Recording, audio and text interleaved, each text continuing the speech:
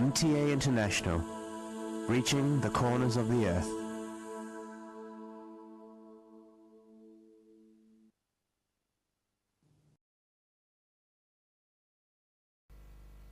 صلی علی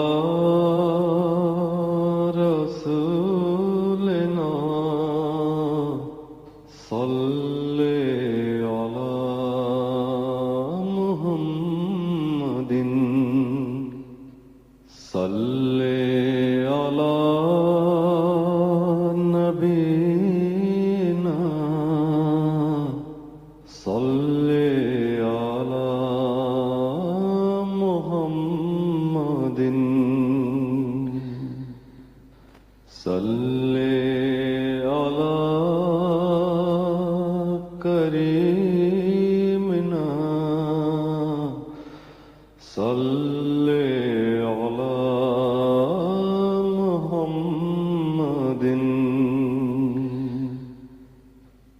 صلی علی حبیبنا صلی علی محمد صلی علی امامنا صلی علی محمد صلی علی نبینا صلی علی محمد صلی علی رسولنا صلی علی محمد صلی علی شفیعنا صلی علی محمد صلی علی کریمنا صلی علی محمد صلی علی حبیبنا صلی علی محمد صلی علی امامنا صلی علی محمد صلی علی رحیمنا صلی علی محمد صلی علی نبینا صلی علی محمد. السلام علیکم ورحمۃ اللہ. میں تو وہاں جو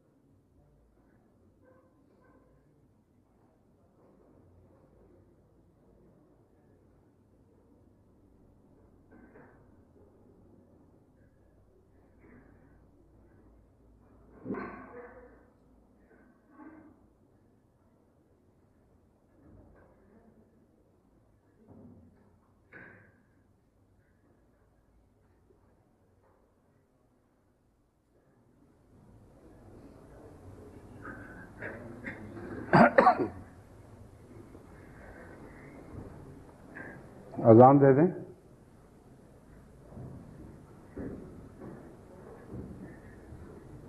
اللہ اکبر اللہ اکبر اللہ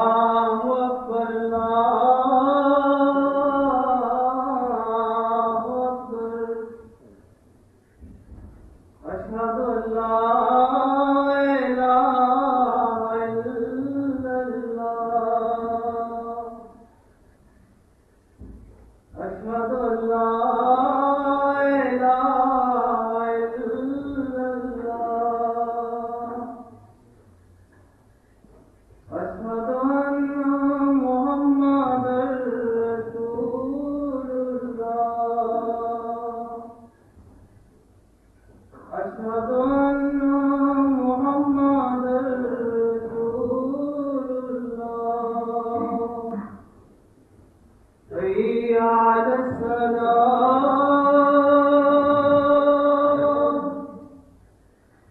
حی علی الصلاۃ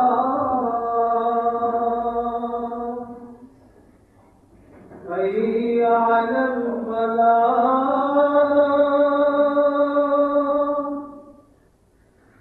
حی علی الفلاح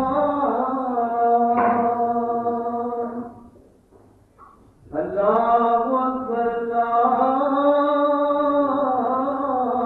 اکبر لا الہ الا اللہ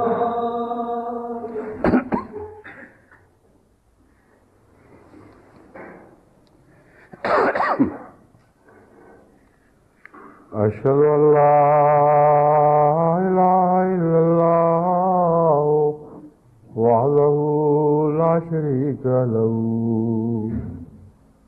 واشہد ان محمدا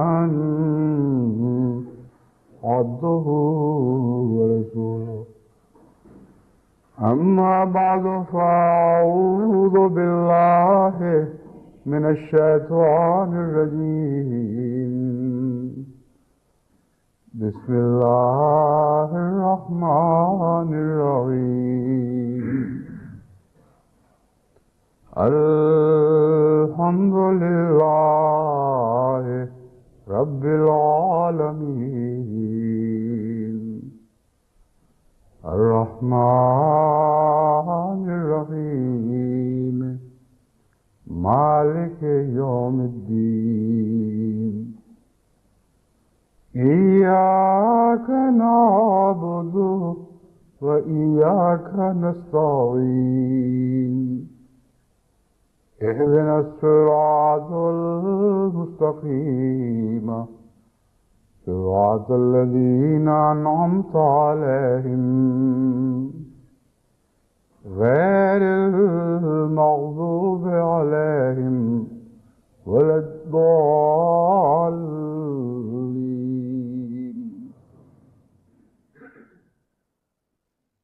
آج جو ملکی سطح کے اجتماعات ہو رہے ہیں ان میں ایک مجلس خدام الحمدیہ UK کا سالانہ اجتماع ہے جو آج انشاءاللہ دوپہر کو شروع ہو کر یعنی آج جمعے کے روز شروع ہو کر 3 دن تک جاری رہے گا. دوسرا مجلس خدام الحمدیہ کوریا کا دوسرا سالانہ اجتماع 19 ستمبر کو شروع ہو کر 2 دن جاری رہے گا. یہ حکمت سمجھ نہیں آئی کہ کیوں انہوں نے پیر کے دن یعنی سوموار کو شروع کرنے کا فیصلہ کیا ہے. عام طور پر تو جمعے کے آخر پر رکھتے ہیں اور ہفتے اتوار کی چھٹیوں سے فائدہ اٹھایا جاتا ہے، مگر مقامی حالات میں یہ مسئلہ کا تقاضا ہوگا. بہرحال یہ 2 ملکی سطح کے ہمارے اجتماعات ہیں، ان کی کامیابی کے لیے دعا کریں. اور اس کے علاوہ چھوٹی سطح پر ہندوستان میں کیرلا، پھر پشاور پاکستان میں اور بہت سی ایسی جگہیں ہیں مثلا مظفر گڑھ وغیرہ جہاں کے مقامی اجتماعات ہو رہے ہیں. سب کو میں السلام علیکم کہتا ہوں اور مبارکباد دیتا ہوں. اللہ کرے کہ آپ ان مبارک اجتماعات کے اعلیٰ مقاصد کو حاصل کر سکیں. آج کا جمعہ پاکستان کی احراری مساجد میں، اور وہ جو احراری مزاج کے ملا ہیں جن مساجد پر وہ قابض ہیں، ان مساجد میں ایک جشن کا سا دن ہے. اور آپ کو تعجب ہوگا کہ کوئی ایسی خوشخبری تو آپ نے ان کے لیے دیکھی نہیں کہ جس کے ذریعے سے ملک گیر ایسا جشن منایا جا رہا ہو. لیکن یہ ویسا ہی جشن ہے جیسے بابری مسجد کے انہدام پر ہندو پنڈتوں نے جشن منایا تھا اور بڑی تعداد میں مشرکوں نے ہندوستان میں جشن منایا تھا. کل ایک بابری مسجد ہی کا واقعہ راولپنڈی کی احمدیہ مسجد سے دہرایا گیا ہے. وہ عیدگاہ کے اوپر جو بڑی عبادت کی غرض سے عمارت تعمیر کی گئی تھی تاکہ ساری پنڈی کی جماعت ایک جگہ ہو کر جمعہ اور دیگر بڑی عبادتوں کے فرائض سر انجام دے سکے، کل اسے اسی طرح منہدم کیا گیا جس طرح بابری مسجد کو منہدم کیا گیا. بیرونی دیوار کی اینٹیں بھی اسی طرح ہٹا دی گئیں، جو سرونٹ کوارٹرز تھے ان کو بھی منہدم کر دیا گیا، غرضی کے کلیتاً وہاں سے ہر عمارت کو سرفراستی سے مٹانے کی کوشش کی گئی. اور یہ وہ واقعہ ہے جس کا جشن منایا جا رہا ہے. بس اس لیے جب میں نے کہا کہ اس جشن کے پیچھے ایک وجہ موجود ہے، وہ بالکل وہی وجہ ہے جو ہندوؤں کے جشن منانے کے پیچھے تھی، مشرکوں کے جشن منانے کے پیچھے، جب انہوں نے ایک مسجد کو منہدم کیا تھا. اب ان کے درمیان فرق کیا ہے؟ ایک عبادت کے بظاہر ایک خدا کے عبادت کرنے والے ہیں، اور ایک وہ ہیں جو کھلم کھلا ایک خدا کا انکار کرتے اور بتوں کی پرستش کرتے ہیں. اس لیے ان کا اپنے مسلک کے مطابق کسی ایک خدا کی عبادت کرنے کی جگہ کو منظم کرنا تعجب انگیز نہیں ہے. ان کا مذہب غلط صحیح ان کے مذہب کا حصہ ہے. یہاں مذہبی اقدار کے بالکل منافی، ان کو پاؤں تلے رونتے ہوئے وہ ظلم کیا گیا جو قرآن کریم کے نزدیک سب سے بڑا ظلم ہے، اور پھر اس پر جشن منایا جا رہا ہے. یہ حکمت مجھے سمجھ آئی کہ کیوں حضرت صلی اللہ علیہ وآلہ وسلم نے آنے والے زمانے کے پنڈتوں کو دنیا کی سب سے ذلیل مخلوق قرار نہیں دیا، بلکہ علماءہم، مسلمان کہلانے والوں کو کے علماء کے متعلق فرمایا. ان کے علماء آسمان کے نیچے شر من تحت عظیم السماء، جتنی بھی مخلوقات ہیں ان میں سب سے ذلیل ترین اور کمینی ترین مخلوق اس زمانے کے علماء ہوں گے. تو حکمت واضح ہے، ورنہ بابری مسجد کا بھی کوئی ذکر اشارتاً کسی حدیث میں ملتا. مشرکوں نے جو ایسی ظالمانہ کارروائیں کی ہیں ان کا بھی کوئی اشارہ نظر آتا، مگر چونکہ ان کے مذہب کے عقائد میں یہ باتیں داخل ہیں اس لیے اس کو منافقانہ حرکت بہرحال نہیں کہہ سکتے. مگر ایک خدا کی عبادت کرنے کے دعوے دار ہو کر اس قرآن کا مطالعہ کرنے کے باوجود جس میں لکھا ہے وَمَنْ أَظْلَمُ مِمَّنْ مَنَعَ مَسَاجِدَ اللَّهِ أَنْ يُذْكَرَ فِيهَا اسْمُهُ وَسَعَىٰ فِي خَرَابِهَا. ان بدبختوں سے زیادہ ظالم اور کون ہو سکتا ہے جو مسجدیں اجاڑنے کی فکر کرتے ہیں، اور جب ان کو اجاڑیں ان میں کوئی نماز پڑھنے لگے تو اس پر ان کو طیش آئے، نمازیوں کی راہیں روکیں اور پھر مسجدوں کو ویران چھو کر دیں. صافی خرابہ. ایسی صحیح پہلے بھی کئی بار ہو چکی ہے، مردان میں بھی ہوئی، راہ والی میں بھی ہوئی، گجرات میں بھی ہوئی، بہت سی پہلے کوششیں ہو چکی ہیں.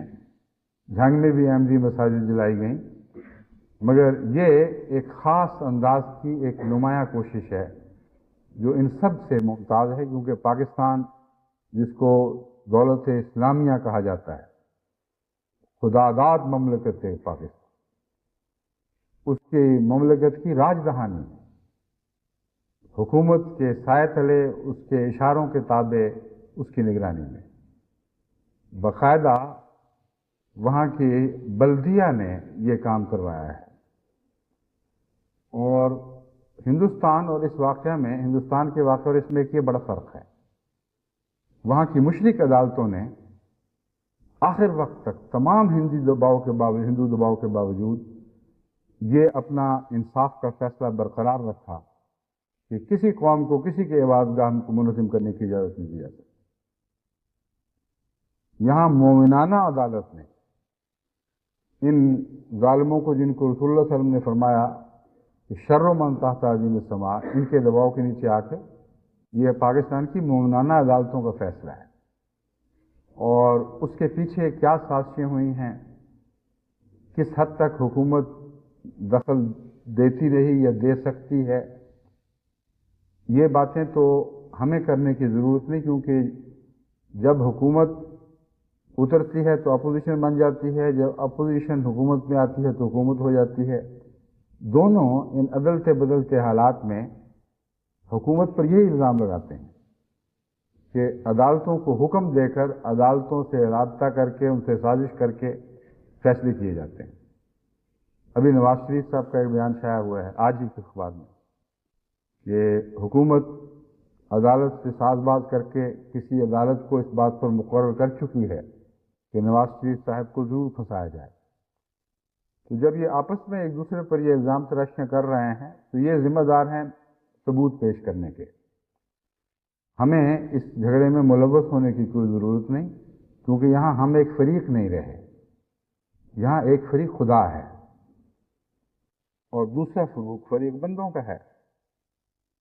تو جہاں ہم فریق نہیں ہیں وہاں ہم بے وجہ کیوں اس معاملے میں الجھیں اور ٹانگ اڑائیں؟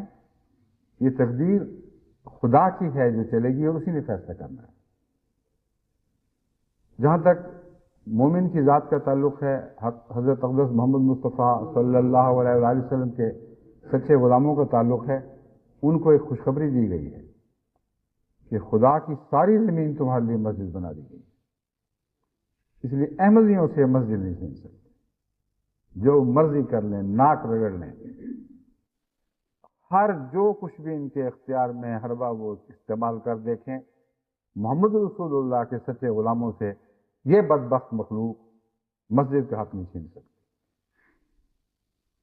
ایک مسجد چھینیں گے تو خدا کی دوسری زمین ان کے لیے مسجد بن جائے گی، جہاں عبادت کریں گے وہی خدا کے حضور سب سے اعلیٰ مسجد، سب سے زیادہ مقدس مسجد کہلائے گی۔ تو جن محمد کے غلاموں سے یہ وعدہ ہے صلی اللہ علیہ وآلہ وسلم، ان کو بے وجہ ان باتوں پر غم کرنے کی ضرورت نہیں، اور اللہ تعالیٰ ساتھ ساتھ وہ خوشخبریاں بھی دیتا ہے جن سے پتہ چلتا ہے کہ اللہ تعالیٰ کے فضل کے ساتھ جہاں ایک خاص نوعیت کی غم کی خبر آئے، وہاں اس کے برعکس نوعیت کی بے حد خوشی کی خبر بھی آتی ہے۔ چنانچہ یہ آپ حسن اتفاق کہیں، میں تو اس کو تقدیر الہی سمجھتا ہوں کہ ایک طرف تو مواحد کہلانے والوں کا مسجد کا انہدام کا واقعہ ہو رہا تھا، اور پاکستان سے مجھے یہ ٹیکس موصول ہوئی تھی کہ اس وقت یہ واقعہ ہو رہا ہے۔ دوسری طرف ایک افریقن ملک غانا کی یہ رپورٹ میں پڑھ رہا تھا جس میں لکھا تھا کہ اللہ کا بڑا احسان ہے، ہمارے لیے خوشیوں کا خاص دن ہے کہ ہم نے جس مشرق علاقے میں تبلیغ کی تھی جہاں کوئی ایک بھی مواحد نہیں تھا، وہاں ہزارہ لوگ جو مسلمان ہو کر جماعت احمدیہ میں داخل ہوئے ہیں، وہاں ایک بہت عظیم مسجد کی بنیاد ڈالی گئی ہے، اور ہم اس مسجد کی تعمیر سے کانوں تک راضی، جس سے کہا جاتا ہے سر تاپا اللہ کی تقدیر سے راضی ہیں، اور یہ ایسی عظیم خوشخبری ہے جو ہم آپ کو دینا چاہتے ہیں۔ اور سارا علاقہ اس کی تعمیر میں خدمت کر رہا ہے۔ وہ جو کل مشرک تھے وہ آج خدا واحد کی عبادت کے لیے ایک بڑی مسجد کے لیے محنت کر رہے ہیں، وقار عمل کر رہے ہیں، ایک عجیب نظارہ دکھائی دے رہا ہے۔ تو کون ہے جو اس کو اتفاق کہے؟ مجھے تو یقین ہے کہ خدا تعالیٰ کی تقدیر نے ہمارے دلوں کو سہارا دینے کے لیے، ڈھارس بندھانے کے لیے، یہ بتانے کے لیے کہ تمہارا خدا میں ہوں، دنیا کی کوئی حکومت تمہیں میرے فضلوں سے عاری نہیں کر سکتی، میرے فضلوں سے محروم نہیں کر سکتی۔ یہ عجیب توارد کر کے دکھا دیا کہ ایک طرف وہ بدبختوں کی خبر آ رہی تھی، دوسری طرف یہ خبر مل گئی۔ جہاں تک اس مخلوق کا تعلق ہے، میں اس کو ایک مخلوق کہتا ہوں کہ ہر چیز بہرحال خلقت سے تو تعلق رکھتی ہے۔ اگر وہ بگڑ جائے اور منحوس ہو جائے تو اس کے لیے قرآن کریم فرماتا ہے وَمِن شَرِّ مَا خَلَقَ۔ اب ما خلقہ کی ضمیر تو اللہ کی طرف جا رہی ہے، پیدا کرنے والا تو بہرحال وہ ہے، مگر جو شر بنتا ہے وہ یہ لوگ خود بناتے ہیں۔ خدا نے ایک شریف مخلوق، اعلیٰ درجے کی مخلوق بنائی، جب وہ شریر مخلوق بن جائے اور اسفل سافلین کو جا پہنچے تو ہر مخلوق سے زیادہ شریر ہو جاتی ہے۔ اور یہ امر واقعہ ہے کہ جب انسان شرارت پر آئے تو کوئی دنیا کا جانور ایسا مضر نہیں رہتا جیسا کہ انسان شریر بن کر مضر ہو جاتا ہے۔ ان سب کے شریروں کو مد نظر رکھتے ہوئے حضرت صلی اللہ علیہ وآلہ وسلم نے فرمایا شر من تحت عظیم السماء۔ اور جہاں تک ان مساجد کا تعلق ہے جن میں جشن منا رہے ہیں، ان کے متعلق بھی ہماری غلط فہمی دور فرما دی۔ جب فرمایا مساجدہم عامرۃ وہی خراب من الہدی، تم ان کی مسجدوں کو آباد دیکھ کر یہ نہ سمجھنا کہ تمہاری مسجدیں اجڑ گئیں اور ان کی مسجدیں آباد۔ خدا کا رسول گواہ ہے کہ یہ مسجدیں ویران ہیں، اور ہر وہ زمین جس پہ خدا کے سچے بندے عبادت کرتے ہیں وہی خدا کی آباد مسجدیں ہیں۔ مساجدہم، ان کو خدا کی مسجدیں نہیں فرمایا، ان کو اپنی مسجدیں نہیں فرمایا، ان کی مسجدیں بظاہر تمہیں بھری ہوئی نظر آئیں گی، جیسے آج پاکستان میں ہزاری مسجدیں غیر معمولی طور پر بھری گئی ہیں، اور لیکن خرابوں من الہدی، خدا کا وہاں کوئی ذکر نہیں، ہدایت کا وہاں نشان نہیں ملے گا۔ یہ وہ مخلوق ہے جو جس نے دیکھنی ہو پاکستان جا کر آج کل دیکھ سکتا ہے۔ لیکن وہ مجھے اس پر وہ علی گڑھ کا ایک مزاحیہ مشاعرے کے شعر یاد آ گیا۔ وہاں ایک دفعہ کسی نے یہ طرح مصرع بنایا تھا جس کی طرز اس طرح تھی کہ دستیاب الو ہیں اور خواب الو محو خواب الو ہیں۔ اس پر ایک بڑا زبردست مشاعرہ علی گڑھ میں پری پارٹیشن ڈیز میں ایک دفعہ ہوا تھا۔ اس میں ایک شعر تھا جو مجھے ابھی تک یاد ہے کہ جس نے لینے ہوں لے علی گڑھ سے، ان دنوں دستیاب الو، بڑے الو ملتے ہیں وہاں، جس نے لینے ہیں وہاں سے لے۔ اور یہ تو مشاعرے کی بات تھی، واقعہ یہ ہے کہ پاکستان ہی سے یہ مخلوق دساور کو بھیجی جاتی ہے، اور جس نے لینی ہو وہاں سے مطالبہ کر کے وہاں سے منگواتے ہیں۔ یہاں تک کہ بنگلہ دیش میں بھی یہ مخلوق یہاں سے منگوائی جاتی ہے۔ جب انگلستان کا معاملہ ہو تو یہاں بھی پاکستانی سے یہ مخلوق پہنچتی ہے۔ تو دیکھیں وہ شعر جو ایک لطیفے کی بات تھی، ایک دردناک کہانی کے طور پر اس بدبخت مخلوق کے اوپر صادق آ رہا ہے۔ آج جمعے کے دن جشن منائے گئے ہیں کہ ہم نے بابری مسجد کی تاریخ کو دہرایا، لیکن ایک اور فرق بھی ہے۔ وہاں جیسا کہ میں نے بیان کیا ہے، مشرک عدالت نے توحید کے حق میں فیصلہ دیا تھا، یہاں مواحد کہلانے والی عدالت نے شرک کے حق میں فیصلہ۔ وہاں حکومت روکتی رہی، لیکن اس کے باوجود زبردستی جب حکومت بے اختیار ہو گئی تو مسجد توڑی گئی اور ایک ایک اینٹ اتاری گئی۔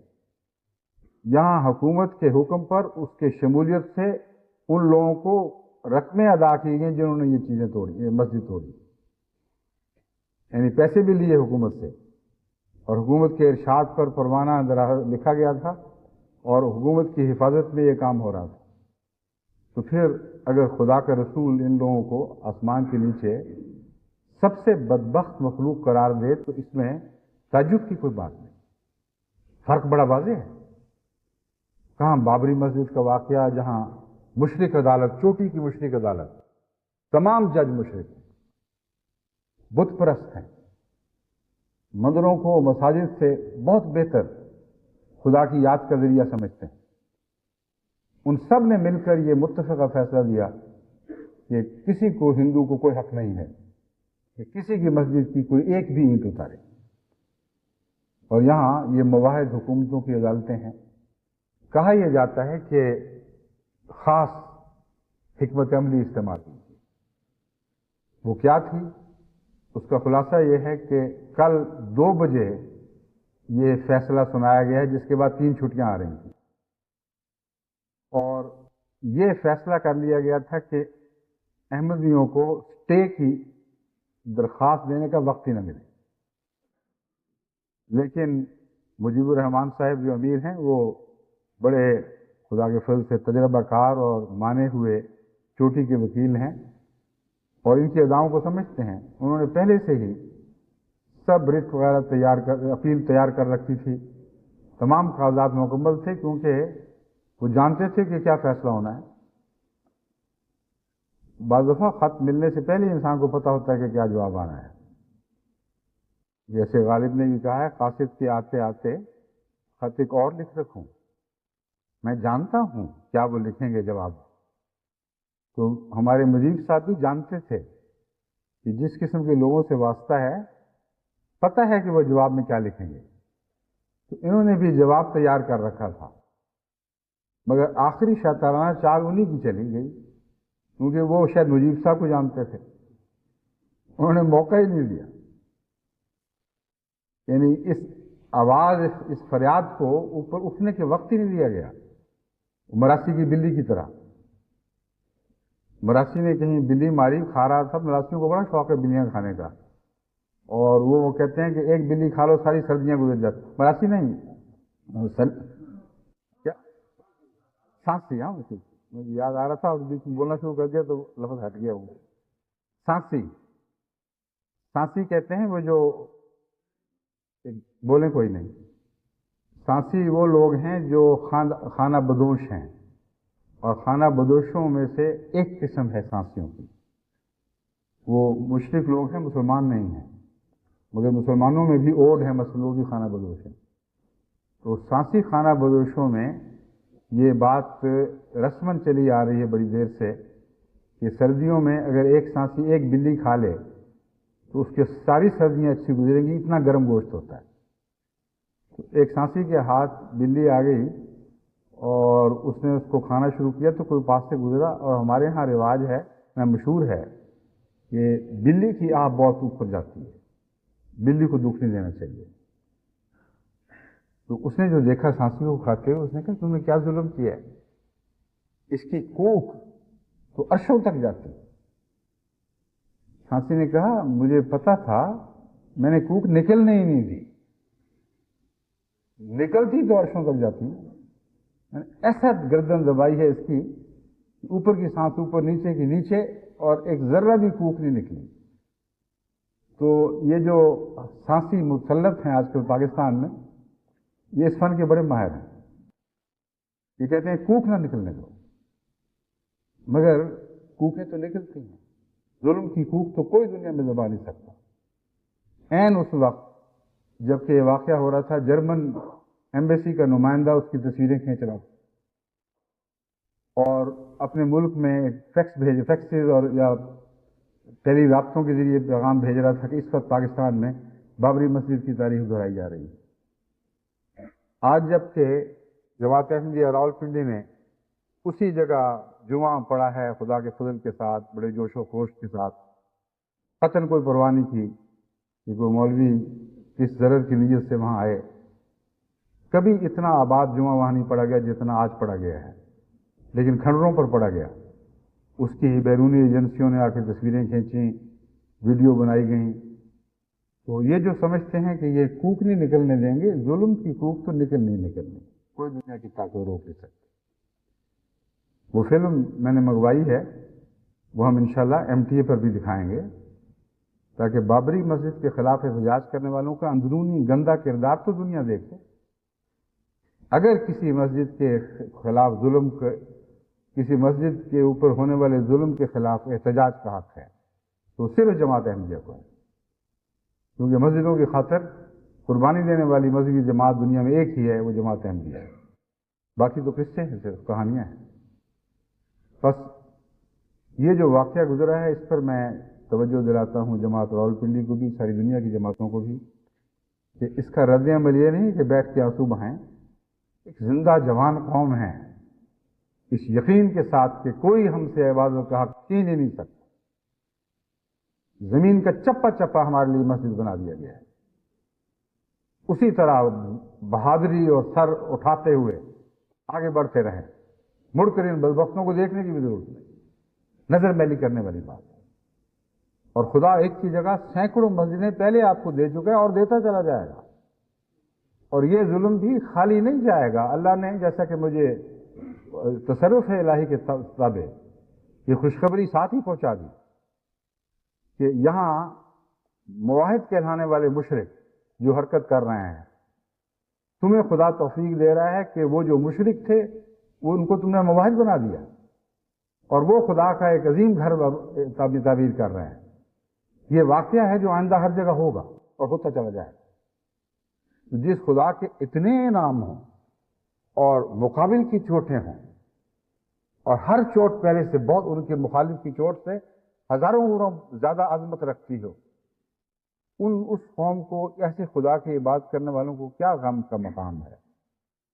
لا تحزنوا لا تخافوا ولا تحزنوا. وہ آیت کا مضمون ہم پر صادق آتا ہے کہ اگر تم ثابت قدم رہو گے، ان الذین قالوا ربنا اللہ ثم استقاموا، وہ لوگ جنہوں نے یہ اعلان کیا کہ ہمارا رب اللہ ہے اور ہم کسی دنیا کی طاقت کو رب تسلیم نہیں کریں گے، ثم استقاموا، پھر اس دعوے پر ثابت قدم ہو. اس میں کسی اطلاع کا ذکر نہیں، مگر لفظ استقامت میں ہر ان کہی کہانی بیان کر دی گئی. استقامت تو کہتے ہی اس کھڑے ہونے کو ہیں جبکہ قدم لڑکھڑانے کے لیے ہر کوشش کی جا رہی. جب آندھی میں درخت قائم رہے تو اس کو کہتے ہیں استقامت. جب کسی کو دھکے دے کر گرانے کی کوشش کی جائے اور وہ نہ گرے تو اس کے لیے آئے گا استقامہ، وہ قائم رہا باوجود مخالفانہ کوششوں. تو فرمایا ربنا اللہ کا دعویٰ کرنا آسان نہیں ہے. کر تو دیتے ہیں لوگ، مگر اصل سچائی اس وقت ظاہر ہوتی ہے جب ربنا اللہ کا دعویٰ کرنے والا استقامت دکھائے. کیونکہ اس دعوے کے بعد دنیا نے دشمنی ضرور کرنی، زلازل آئیں گے، ہر مخالفانہ کوشش ہوگی کہ تمہیں راہ حق سے ہٹا دیا جائے، تمہارے قدم اکھیڑ دیے جائیں. اللہ فرماتا ہے جس نے ثابت قدمی دکھائی اس کے ساتھ کیا ہوگا؟ تتنزل علیہم الملائکۃ الا تخافوا ولا تحزنوا. کثرت سے فرشتے ان پر نازل کیے جائیں اور کیے جاتے ہیں. لا تخافوا ولا تحزنوا، تم بے خوف ہو جاؤ. تم وہ قوم نہیں ہو جو خوف کے لیے بنائی گئی ہے. ایک ذرہ بھی تمہارے دل اس وجہ سے نہ دھڑکیں کہ دشمن طاقتور ہے اور یہ ایسے ایسے منصوبے بنا کر تم پر چڑھ دوڑ رہے ہیں. لا تخافوا، خدا کے سچے عبادت گزاروں مومنوں کو زیب نہیں دیتا کہ وہ خوف رکھتے. بس بے خوف آگے بڑھتے رہو. کچھ نقصان ہوگا ضرور، فرمایا ولا تحزنوا، کچھ ہو بھی گیا ہے ورنہ لا تحزنوا کا موقع کوئی نہیں ہے. فرمایا معمولی سا نقصان تمہیں پہنچا ہے مگر کس خدا کے بندے ہو جانتے نہیں ہو. بس غم نہ کرنا کیونکہ اس سے بہت زیادہ تمہیں دیا جائے. فرمایا وابشروا لا تحزنوا ولا لا تخافوا ولا تحزنوا ابشروا بالجنۃ التي کنتم توعدون، اور تم اس جنت کی خوشخبری سے راضی ہو جاؤ جس کا تمہیں وعدہ دیا جاتا ہے. اب کوئی کہہ سکتا ہے کہ جنت تو پتہ نہیں کب آنکھیں بند کرنے کے بعد فوراً ملتی ہے یا اربوں سال بعد ملتی ہے.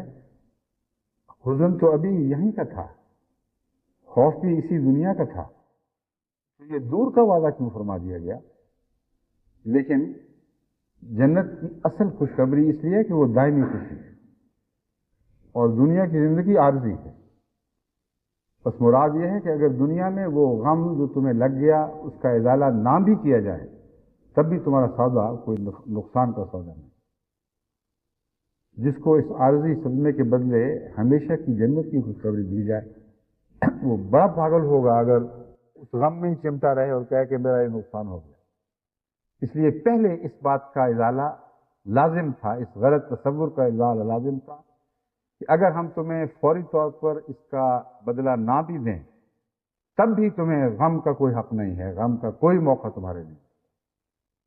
یہ کہنے کے بعد فرمایا، پھر کہتے ہیں نحن اولیاؤکم فی الحیات الدنیا، یہ نہ سمجھنا کہ ہم جنت ہی میں آئیں گے، اب ہمیں یہ حکم ہے کہ ہم اس دنیا میں بھی تمہارے ساتھ ساتھ رہیں، ہم وہ فرشتے ہیں کہ جو تمہیں چھوڑ کر جانے والے نہیں ہیں۔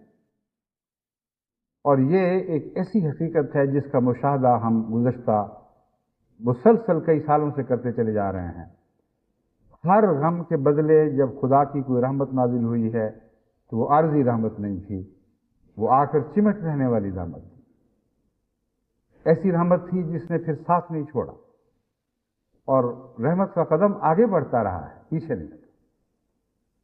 تو کتنے عظیم الشان سچے وعدوں والا رسول ہے جس سے خدا نے وعدے فرمائے اور اس نے اپنی امت کو یہ خوشخبریاں دیں۔ بس جماعت احمدیہ کے لیے نہ خوف کا مقام ہے نہ غم کی جگہ ہے، کیونکہ ہر قربانی کے بعد آپ کو عظیم تر برکتیں ضرور نصیب ہوں گی۔ ایک جگہ کے نقصان کے بدلے وسیع تر علاقے آپ کو عطا کیے جائیں گے۔ ایک مسجد کے نقصان کے بدلے جیسا کہ میں نے بتایا، اول تو ساری زمین مسجد بنا دی گئی، مگر ظاہری مسجدیں بھی اس سے بہت بڑھ کر وسیع تر زیادہ شان والی ایسے علاقوں میں ملیں گی جہاں لوگ حیا رکھتے ہوں، جہاں لوگ خدا کا خوف رکھتے ہوں، جہاں مساجد کی بے حرمتی گناہ سمجھا جاتا ہے۔ امن کے ساتھ فرشتوں کی حفاظت میں آپ کو ایسی مسجدیں عطا ہوں گی، اور زور لگانا ہے تو لگا دیکھیں مولوی بھی، ان کی حکومتیں، ان کی عدالتیں، خدا کی اس تقدیر کو یہ بدبخت کبھی بدل نہیں سکتے۔ ناممکن ہے کہ اللہ کی اس تقدیر کو یہ بدل، پہلے کب بدل سکے جو اب بدل کے دکھا دیں۔ اس لیے میں ان لوگوں کو جو آج اشکبار ہیں، حزین غم دلوں کے ساتھ بیٹھے ہوئے، بھاری دل لیے بیٹھے ہیں، ان کو بتاتا ہوں کہ ان آنکھوں کو پہنچتا رہو، تمہارے لیے رونے کا مقام ہے، ان بدبختوں کے لیے رونے کا مقام ہے۔ فَلْيَضْحَكُوا قَلِيلًا وَيَبْكُوا كَثِيرًا، قرآن کریم ایسے موقعوں پر فرماتا ہے کہ یہ ہنس رہے ہیں، ان بدبختوں کو پتہ کیا ہے کہ ان کے لیے کیا مقدر ہے۔ اگر ان کو سمجھ آئے کہ کیا کر رہے ہیں اور کس وجہ سے ہنس رہے ہیں تو ہنسیں کم اور روئیں بہت، ایسا روئیں کہ وہ رونا پھر ختم نہ ہو۔ تو ان کے لیے تو خدا کی تقدیر وہی ظاہر ہوگی جو دائمی رونے پر ان کو مجبور کر دے گی۔ لیکن اس ضمن میں پاکستان کے احمدیوں کو بھی اور سب دنیا کے احمدیوں کو بھی پھر یاد دہانی کراتا ہوں کہ جہاں تک پاکستان کے احمدیوں کا تعلق ہے، اپنے وطن کی محبت سے ہاتھ نہ دھو بیٹھے۔ جس سرزمین میں ان کو دکھ پہنچ رہے ہیں وہ ان کا مولد بھی ہے، ان کا موطن بھی ہے، جو خدا کے پاک بندے ہیں، اور ان میں بھی سب مولوی ایک جیسے نہیں ہیں۔ بدبخت ملا ایک اپنی الگ شان رکھتا ہے، وہ چہرے کی نحوست سے پہچانا جاتا ہے، ان کی تصویریں آپ روزانہ جنگ میں چھپتے ہوئے دیکھیں گے اور صاف پتہ چلتا ہے کہ یہ کون سی مخلوق ہے۔ مگر اکثر شریف علماء تو بیچارے اخباروں میں آتے ہی نہیں، اور خفیہ ہمارے خطبے بھی سنتے ہیں، احمدیوں سے الگ محبت سے ملتے بھی ہیں، اور بہت سے ایسے مولوی ہیں جنہوں نے اپنا خاموش سایہ وہاں کے نسبتاً کم تعداد احمدیوں پر رکھا ہوا ہے، اس طرح کہ وہ لوگوں کو شرارت سے باز رکھتے ہیں۔ وہ نیک دل مولوی لوگوں کو بتاتے ہیں سب فساد کی باتیں تم نے یہ نہیں کرنا، اور اس طرح خاموشی کے ساتھ ان کو ایک نیکی کی توفیق مل رہی ہے۔ اس لیے یہ خیال کر لینا کہ سارے پاکستان کا ہر مولوی بدبخت ہو چکا ہے، یہ درست نہیں ہے۔ امت محمدیہ کے سب مولوی ایک وقت میں بدبخت ہو ہی نہیں سکتے، میرا تو یہ عقیدہ ہے۔ بہت سے شریف ہیں لیکن بے آواز شریف ہیں، اور ان لوگوں کو ہماری بد دعا نہیں پہنچنی چاہیے، ان کے لیے دعا ہونی چاہیے۔ اللہ تعالیٰ ان کو ان بدبخت مولویوں کے شر سے بچائے۔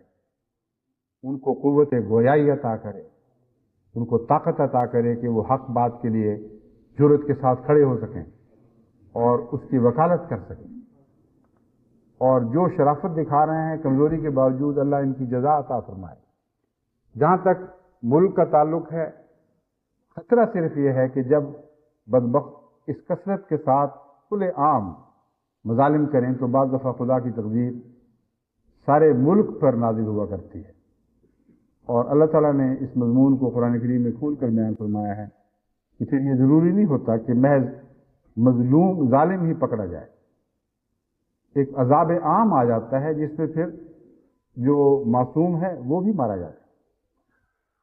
اب جب عالمگیر جنگیں ہوتی ہیں تو جنگ یہ تو نہیں دیکھتی کہ یہ معصوم شہری تھا یا ظالم شہری تھا، اس کے بعد اثرات میں یہ سارے لوگ برابری حصہ پاتے ہیں۔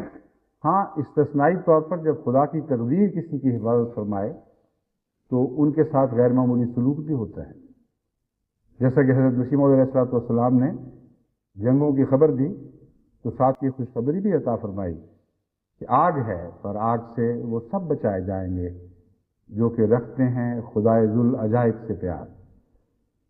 تو خدائے ذوالعجائب سے پیار نہ رکھنے والے بھی تو کچھ معصوم ہوتے ہیں، اور عامت الناس بیچارے جاہل ہیں، اور جہالت اپنی ذات میں ایک ظلم ہے جس میں وہ ملوث ہیں، لیکن ان میں بھی کچھ کم جاہل ہیں، کچھ کی فطرت ایسی صاف ہے کہ وہ اپنی جہالت کے باوجود فطرت صحیحہ کے خلاف حرکت نہیں کر سکتے۔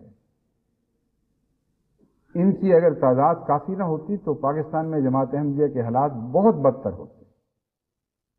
اس لیے میں آپ کو یقین دلاتا ہوں کہ پاکستان کے عوام الناس میں جہالت کے باوجود ابھی فطرت صحیحہ کا غلبہ ہے، اور عامت الناس کی جو رائے ہے وہ حق کو پہچانتی ہے، کم سے کم اس حد تک کہ ظلم میں قدم نہیں رکھنے دیتی ان کو۔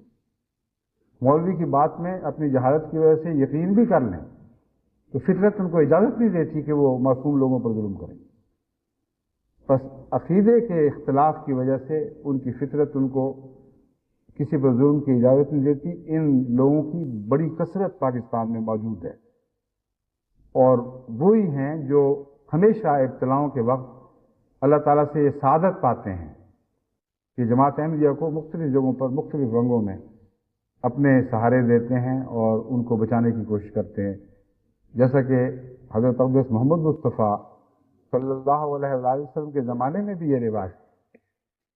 مشرکین میں کچھ بہت بدبخت تھے اور کچھ اپنے نفس میں شرافت کا مادہ رکھتے تھے، اور انہی میں سے بعض ہیں جنہوں نے حضرت صلی اللہ علیہ وآلہ وسلم کے متعلق بھی جب وہ طائف سے واپس تشریف لا رہے تھے مکے، یہ اعلان کیا کہ یہ میری پناہ میں داخل ہو رہا ہے۔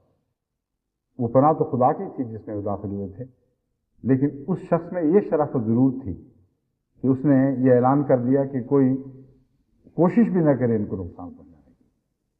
ایسے بہت سے مسلمان صحابہ تھے جن کو اپنی دوستی، ذاتی تعلقات، عمومی شرافت کی وجہ سے اہل مکہ کے رؤسا اپنی پناہ میں لے لیا کرتے تھے، اور اس کی وجہ سے وہ روزمرہ کی تنگی جو بہت بڑھ سکتی تھی اس میں کمی رہی، حد اعتدال سے آگے نہ گئی۔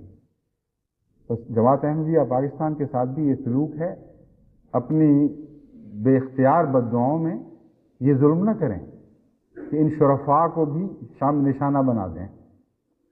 ان کے لیے دعا کرنی چاہیے، اور دعا یہ کرنی چاہیے کہ اللہ تعالیٰ اس سرزمین میں ایسے شرفاء کو کثرت عطا فرمائے، اور ان بدبختوں سے ایک ایسا نتھار کر الگ سلوک کرے کہ باقی دنیا کے لیے یہ عبرت بن جائے۔ یہ بد دعا جو ہے یہ اس لیے جائز ہے کہ اس سے قوم کا فائدہ ہے، اس میں ملک کے بچنے کا امکان ہے۔ اگر آپ کی یہ بد دعا قبول نہ ہو اور خدا ان لوگوں بدبختوں کو نتھار کر الگ کر کے ان سے نمایاں طور پر مومنوں کی پر ہونے والے ظلم کا انتقام نہ لے تو پھر یہ خطرہ ہے کہ سارا ملک ہی ان کی نحوست کے نیچے پیسا جائے گا، اور ایسا بھی ہوا کرتا ہے۔ تو مجھے تو یہ خطرات دکھائی دے رہے ہیں، یہ لڑنے والی حکومت ہو یا اپوزیشن ہو یہ ان کا اونچ نیچ تو ہوتا رہے گا، لیکن خدا کی ایک وہ تقدیر ہے جو اپنے ظالمانہ رویے سے، غیر منصفانہ رویے سے یہ آسمان پر خود بنا رہے ہیں۔ تقدیر تو اللہ کی ہے، مگر اپنے جرائم سے بعض دفعہ بعض قومیں خاص قسم کی تقدیر لکھوا رہے ہوتے ہیں، اور فیصلہ تو جج ہی دیتا ہے، مگر ایک معصوم کے حق میں اچھا فیصلہ دے رہا ہوتا ہے، ایک بدبخت کے حق میں برا فیصلہ دے رہا ہوتا ہے۔ تو ان معنوں میں مجرم پیشہ اپنا فیصلہ جج سے لکھوا لیتا ہے۔ تو یہ دعا کریں کہ وہ فیصلہ نہ لکھا جائے جیسا کہ بغداد کے حق میں ایک دفعہ لکھا گیا تھا، جب بغداد پر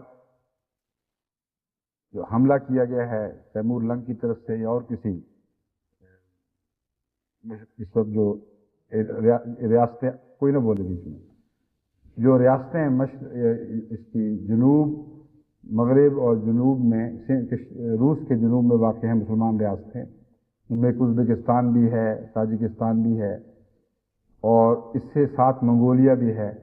یہ وہ علاقہ ہے، خاص طور پر ازبکستان کا علاقہ، جہاں سے وہ ہرڈز، گولڈن ہرڈز آئے ہیں، ان کو سنہری حملہ آور قومیں قرار دیا جاتا تھا، اور بار بار پے بپے انہوں نے یلغار کی ہے، جو یورپ تک بھی پہنچی ہے، اور اتنے زبردست حملے ہوتے تھے کہ ساری دنیا کی بڑی سے بڑی سلطنتیں اس کے تصور سے بھی کانپتی تھیں کہ یہ لوگ حملہ آور ہو کر ان کی اینٹ سے اینٹ بجا دیں، اور کوئی طاقت ان کو روک نہیں سکتی۔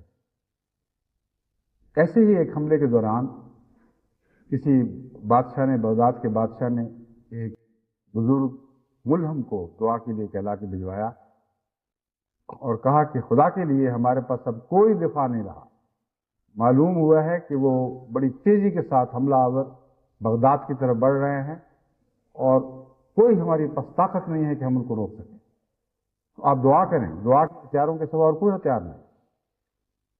دوسرے دن صبح جب بادشاہ نے اس بزرگ کی خدمت میں جواب کے لیے آدمی بھجوایا، تو اس نے کہا کہ ساری رات میں دعا کرتا اور ساری رات مجھے یہ الہام ہوتا رہا کہ یا ایھا الکفار اقتلوا الفجار، یا ایھا الکفار اقتلوا الفجار، اے کافرو، میں خدا تمہیں حکم دیتا ہوں کہ ان فاجروں کو قتل کرو۔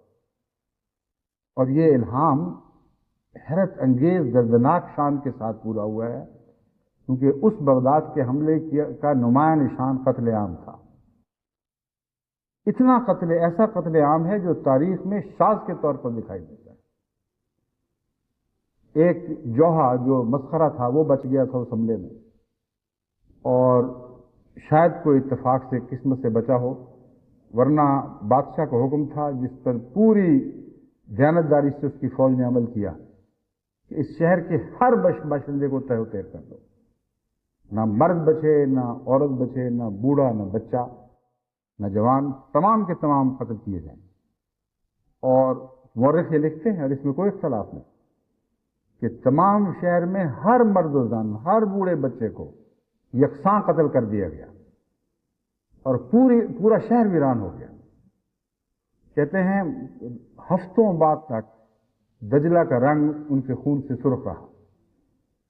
بس جو الہام الہی تھا وہ دیکھیں کس شان کے ساتھ پورا ہوا ہے، اگرچہ یہ دردناک شان تھی، لیکن تھی شان ہی، کیونکہ خدا کے کلام کی شان تھی، جس نے اس حملے کو ایک حیرت انگیز قتل عام کے حملے میں تبدیل کر دیا۔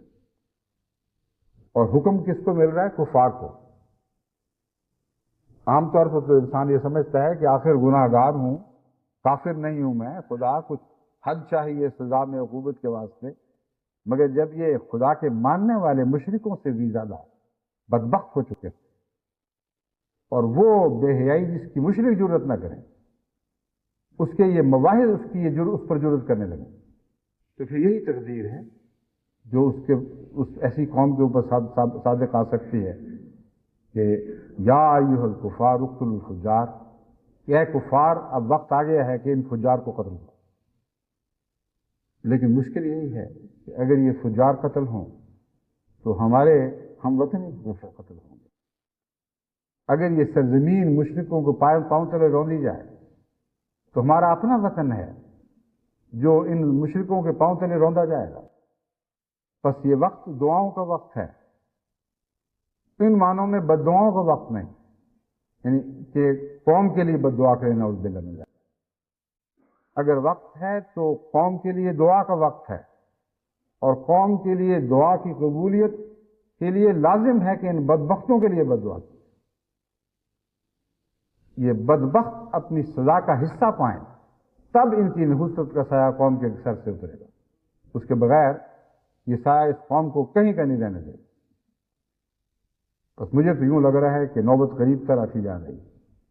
اللہ بہتر جانتا ہے کہ اس کی تقدیر کس طرح ظاہر ہو، مگر چونکہ میرا فرض ہے کہ قوم کے اہل دانش کو سب کو متنبع کر، اور چونکہ میں جانتا ہوں کہ شریف علماء تو حق کی خاطر میرا خطبہ سنتے اور دیکھتے ہیں، لیکن شریف علماء رخنے تلاش کرنے کے لیے، خرابیاں تلاش کرنے کے لیے یا تجسس کی طور پر بھی خطبہ سنتے بھی ہیں اور دیکھتے بھی.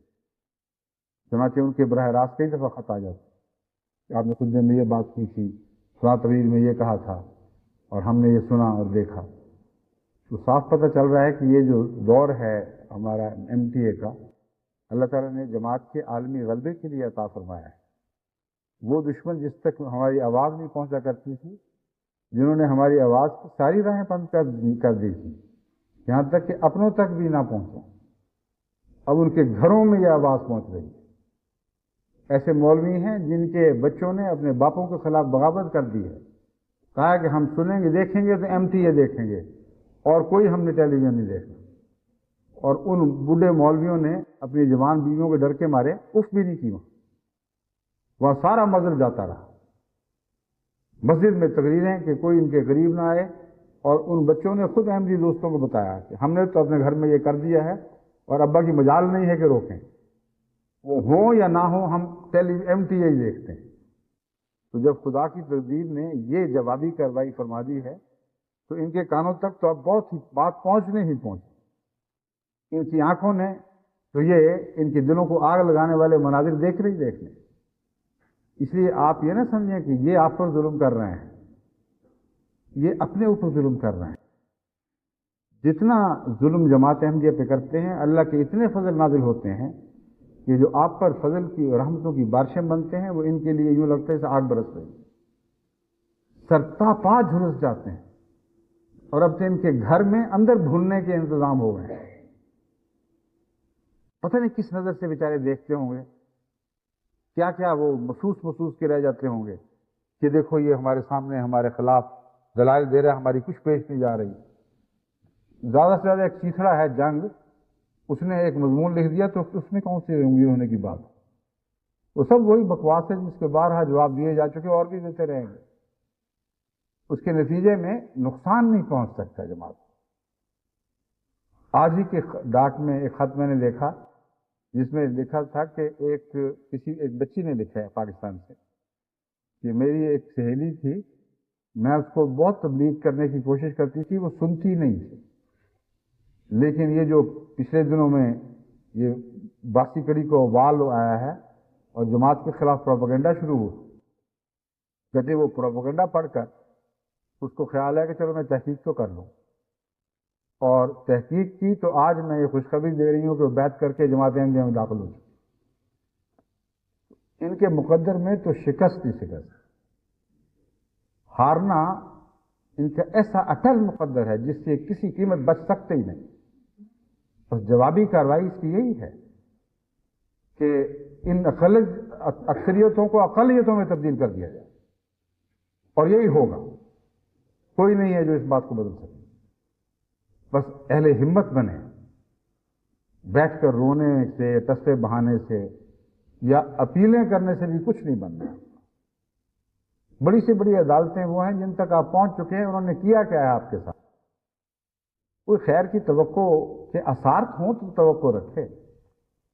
جہاں ہر بات اپنی انتہا سے تجاوز کر چکی ہو، وہاں آپ کیا توقع لگائے رکھتے ہیں؟ حقیقت میں جو میں یہ منع نہیں کرتا کہ آپ اپیلیں کریں، لیکن جیسا کہ آپ نے خود ہی مجھے بتایا کہ ہمیں پتہ تھا کیا جواب آئے گا، آپ کو پتہ ہونا چاہیے کہ آئندہ اوپر سے کیا جواب آئے گا، اس سے اوپر سے کیا جواب آئے گا۔ آخر اپیل خدا کے حضور کرنی ہوگی، وہاں سے جو جواب آئے گا اس کا بھی ہمیں علم ہے، اور اسی جواب کی میں باتیں کر رہا ہوں۔ ایک جواب ہے جو آ چکا ہے، اور وہ یہ ہے کہ اٹھو اور آگے بڑھو اور غالب آؤ اور ان پر فتح حاصل کرو، اور ان کی اکثریتوں کو اقلیتوں میں تبدیل کرو، کیونکہ تمہیں اسی لیے بنایا گیا ہے لیظہرہ علی الدین کلہ، محمد رسول اللہ کے غلام ہو، اور اس زمانے میں محمد رسول اللہ کے حق میں جو میری پیشگوئی کی تھی، یعنی خدا یہ کہتا ہے وہ تمہارے ذریعے پوری کی جانی ہے۔ تو اگر تم پھیلو گے نہیں تو کیسے یہ پیشگوئی پوری ہوگی؟ بس راولپنڈی کی جماعت ہو یا کوئی اور مظلوم پاکستان کی جماعت یا پاکستان کی جماعت بحیثیت عمومی، ایک ہی علاج ہے، جتنی بدبختی اور بے حیائی کے ساتھ یہ تم پر حملہ کرتے ہیں، اسی کے مقابل پر بہت بہادری کے ساتھ، مگر خدا کے حضور عاجزی کے ساتھ، کامل انکسار کے ساتھ، پورا توکل رکھتے تبلیغ کا جوابی حملہ کریں۔ پھر اس راہ میں جو مشکلات ہیں، اگر حکمتوں کے تقاضے پورے کرنے کے باوجود آئیں تو یہ شہادت ہے، یہ قربانیاں ہیں جن پر قوموں کے سر فخر سے بلند ہو جائے گا، اس پہ کوئی حرج نہیں، کوئی غم نہیں، لیکن خدا نے جو شرطیں مقرر فرمائی ہیں کہ حکمت کے ساتھ، دعا کرتے ہوئے، صبر کے ساتھ پیغام کو پھیلاتے چلے جاؤ، اور کوئی پرواہ نہ کرو کہ اس کے مقابل پر قوم کیا رد عمل دکھاتی ہے، وہ کرو تو یقین جانو کہ خدا کی وہ ساری خوشخبریاں جو محمد رسول اللہ کی امت کے ساتھ آخری زمانے میں وابستہ ہیں وہ تمہارے ذریعے پوری ہوں، اور خدا تمہیں کبھی نہیں چھوڑے۔ اس راہ میں ظلم ہوں گے، یہ مجھے علم ہے، مگر وہ ظلم اور طرح کے ظلم، یک طرفہ ہاتھ پہ ہاتھ رکھ کر بیٹھے ہوئے ظلموں کا نشانہ بننا، یہ کیسے ظلم؟ اس میں تمہیں کیا لطف آ سکتا؟ لیکن جب خدا کی خاطر اس پر توکل کرتے ہوئے، کمزور ہونے کے باوجود طاقتور پر جوابی حملہ کرتے ہو، پھر جو کچھ نقصان پہنچتا ہے وہ فخر کے لائق نقصان ہے، وہ لطف کے لائق نقصان۔ ویسے نقصان بے شک اٹھاؤ، کیونکہ اسی آیت کریمہ میں جس کی میں نے تلاوت کی تھی، پھر آخر پہ یہ فرمایا گیا نحن اولیاؤکم فی الحیات الدنیا وفی الآخرہ۔ اب تو ہمارا ساتھ ٹوٹنے کا ساتھ نہیں، اس دنیا میں بھی ہم ساتھ ہیں اور آخرت میں تو ضرور ساتھ ہوں گے۔ وَلَكُمْ فِيهَا مَا تَشْتَهِي أَنفُسُكُمْ وَلَكُمْ فِيهَا مَا تَدَّعُونَ۔ دنیا کی جو نعمتیں ہیں، دنیا کے جو نقصانات ہیں، ان کے غموں کا بھی ازالہ تو کیا جائے، مگر جو تم چاہتے ہو، جو تمہاری دل کی گہری تمنائیں مانگ رہی ہیں، یہ ساری چیزیں تمہیں آخرت میں ملیں گی۔ اور فرمایا دیکھو جن چیزوں کا ہم تم سے وعدہ کر رہے ہیں، جانتے ہو وہ کیا کہتے ہیں؟ نُزُلًا مِّن غَفُورٍ رَحِيمٍ۔ غفور، سب سے زیادہ بخشش کرنے والے، سب سے زیادہ رحم کرنے والے، خدا کی طرف کے تم مہمان بنائے جانے والے، اس کی طرف سے مہمانی ہوگی۔ جتنا معزز مہمان ہو اتنا ہی بڑے اعزاز کے ساتھ مہمانی کی جاتی ہے، مگر جتنا معزز میزبان ہو، اصل مہمانی کی شان تو میزبان سے وابستہ ہو کرتی ہے۔ ایک بڑے سے بڑا بادشاہ بھی ایک غریب کی کٹیا میں اتر جائے گا، وہ چاہے گا کہ جان نشاور کر دوں، مگر پھر بھی غریب کی مہمانی ویسی ہی رہے گی۔ لیکن صاحب اکرام بادشاہوں کی مہمانی جس کو نصیب ہو جائے، اس سے بہتر اور کیا چیز ہو سکتی ہے؟ اللہ تعالیٰ نے یہ انعام مقرر فرمایا ہے کہ ثابت قدم رہنا، بے خوف آگے بڑھتے چلے جانا، کچھ نقصان ہوں گے، وہ غم پورا کرنے کے ہم ذمہ دار ہیں، اس دنیا میں بھی پورا کریں گے، مگر اگر تم اس راہ میں مارے گئے یا کچھ عرصے کے بعد جب بھی تم ہمارے پاس واپس لوٹو گے تو ہم تمہیں یقین دلاتے ہیں کہ جو خدا کے فرشتے تمہاری تائید میں، تمہاری خدمت پر اس دنیا میں مامور تھے، وہ آخرت میں بھی مامور رہیں گے، وہ تمہارا ساتھ وہاں بھی نہیں چھوڑیں گے، اور تمہیں وہ کچھ دیا جائے گا جس کی گہری تمنائیں تم رکھتے تھے لیکن حاصل نہ کر سکے۔ جو کہو گے وہ تمہیں عطا کیا جائے گا۔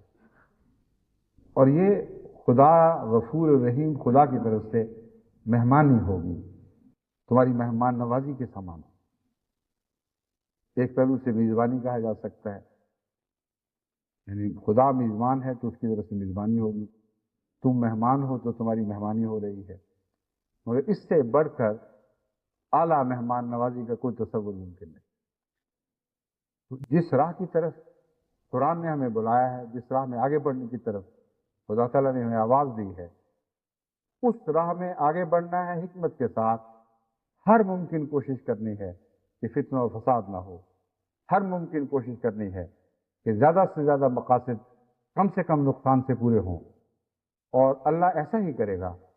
مگر اس کے باوجود اس راہ میں اگر کوئی دکھ ہوئے، کوئی مصیبتیں دیکھنی پڑیں، کوئی اور مسجدیں بھی مسمار ہوئی تو غم کا کوئی مقام نہیں ہے۔ یہ وہ مصیبتیں ہیں جو تمہارے جہاد نے خود بلائیں، جہاد کا ایک لازمی حصہ ہیں، اور جہاد کی راہ کی مصیبتیں بعض دفعہ اتنی پیاری ہو جایا کرتی کہ جو لوگ ان مصیبتوں سے گزرتے ہیں ان کو اپنا فخر سمجھتے ہیں، ان کی لذتیں ان مصیبتوں میں ڈالی جاتی ہیں۔ یہی وجہ ہے کہ بعض شہداء کو جب شہادت کے بعد خدا نے پوچھا، اور اس واقعہ کی حضرت محمد رسول اللہ صلی اللہ علیہ وسلم کو خود اطلاع دی کہ بتاؤ تم کیا چاہتے ہو، میں تمہاری قربانی، تمہارے جذبہ شہادت سے ایسا راضی ہوں کہ بتاؤ تم کیا چاہتے ہو۔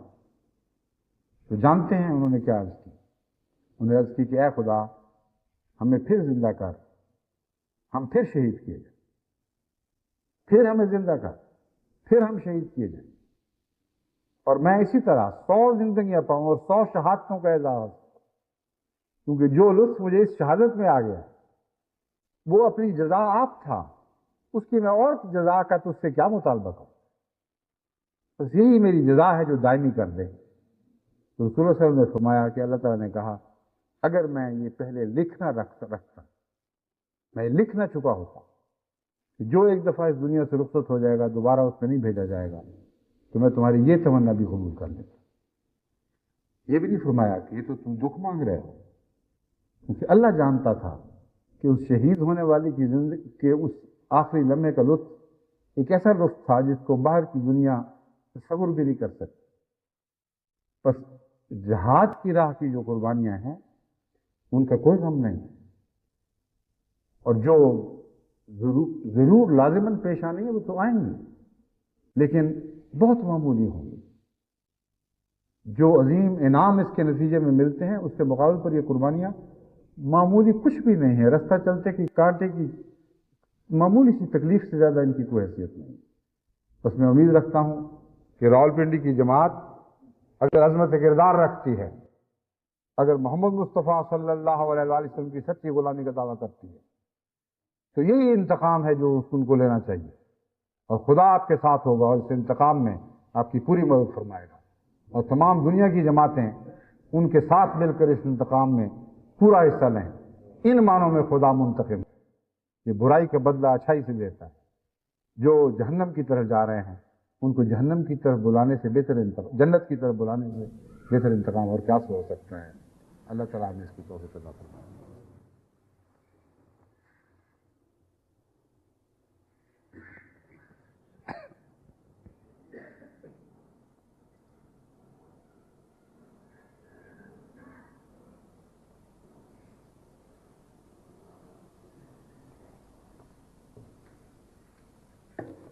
الحمد لله نحمده ونستعينه ونستغفره ونؤمن به ونتوكل عليه ونعوذ بالله من شرور أنفسنا ومن سيئات أعمالنا من يهده الله فلا مضل له ومن يضلله فلا هادي له ونشهد أن لا إله إلا الله وحده لا شريك له ونشهد أن محمدا عبده ورسوله عباد اللہ رحمكم اللہ ان اللہ یامر بالعدل والإحسان وإيتاء ذي القربى وينهى عن الفحشاء والمنكر والبغي يعظكم لعلكم تذكرون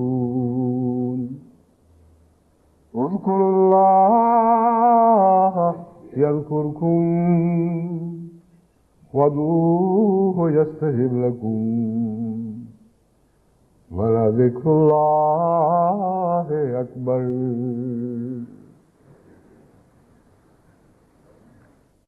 ما